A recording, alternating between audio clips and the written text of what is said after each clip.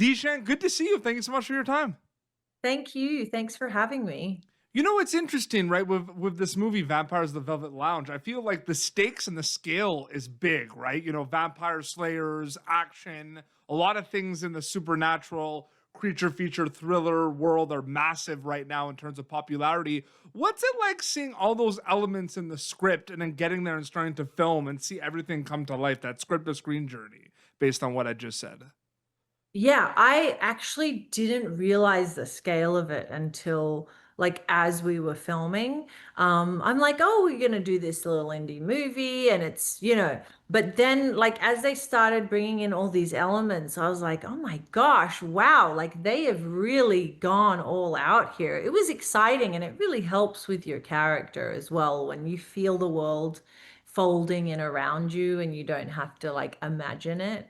Absolutely. When you work on something in like the vampire kind of landscape and universe, vampire like content's always been around. There has been, like I said, this big kind of resurgence, I feel like, of a lot of that content right now because I feel like it's spooky season, all year long, and people love the horror movie fans love it.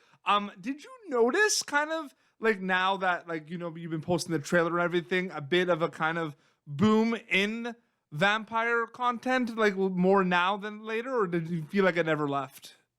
Well, I feel like it's weird with the algorithms, right? Like I'm scared to open like Instagram stuff that I get from relatives because I'm like, if I open this, like that's all my feed is gonna give me.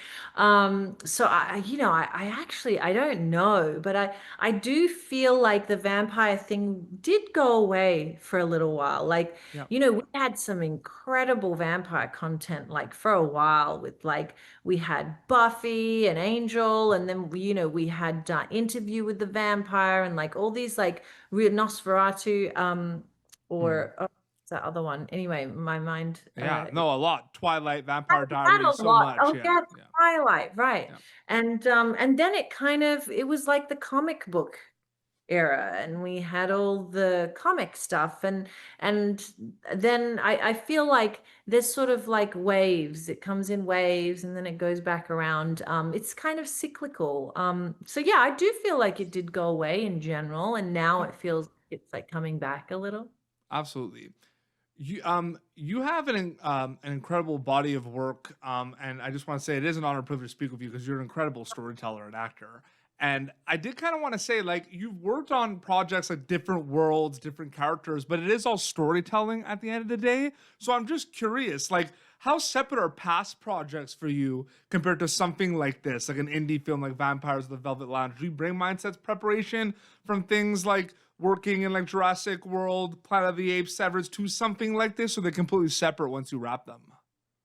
Yeah, I think that all the things you do in your life help you be better at the next thing, right? Like it's all just hours and hours of preparation for the next thing that the universe is gonna bring your way. Um, I think that yeah, of course, all of that has prepared me for this, and this will prepare me for the next thing, and so on.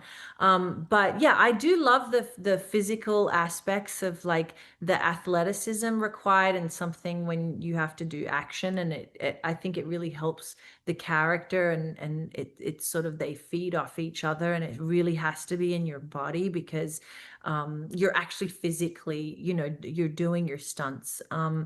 And I enjoy those physically active roles. Yeah.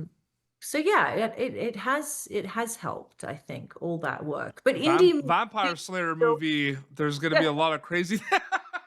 there is like yeah, no, for sure. Like I did do some new things on this one that I haven't done before, and it was so much fun. Yeah. Yeah, and indie filmmaking is different too, right? Because Mhm. you work at a slightly different pace, and it's kind of it's fast, but everyone worked really hard and we had a great time.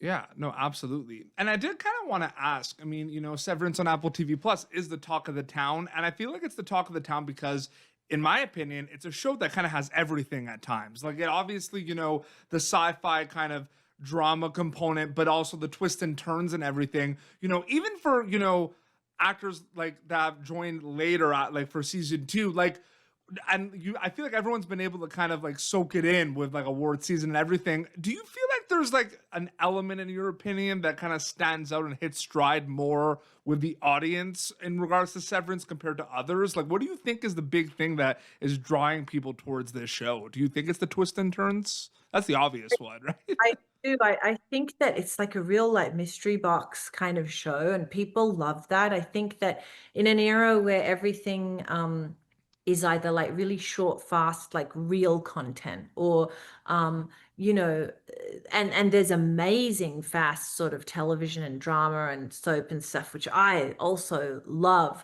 But sometimes I think your mind like wants to try to figure something out, Yeah. and I think ultimately like that's the element that like really draws the audience. And then we have wonderful directors, actors, crew that elevate like every single department. Like just it's extraordinary. So I think that, but ultimately, like if the story is good and people are engaged, like everything else is just like a bonus, right?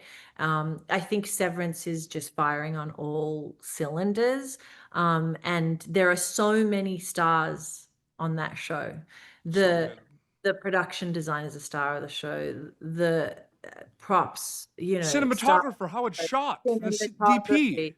Yeah, star of the show. Like that, like every department is the star of the show, in my opinion, as well as the directors and the actors. Like it's not just focused on the actors, it's really an extraordinary piece of art, I Yeah. think.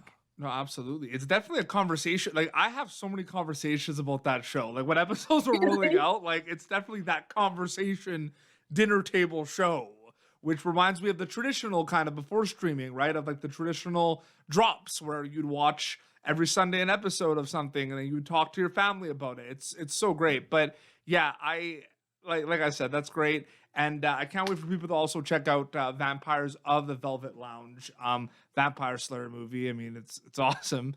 Thank you so much for your time, and it was so great chatting with you. Really appreciate it. Thank you for tuning in to Popternative.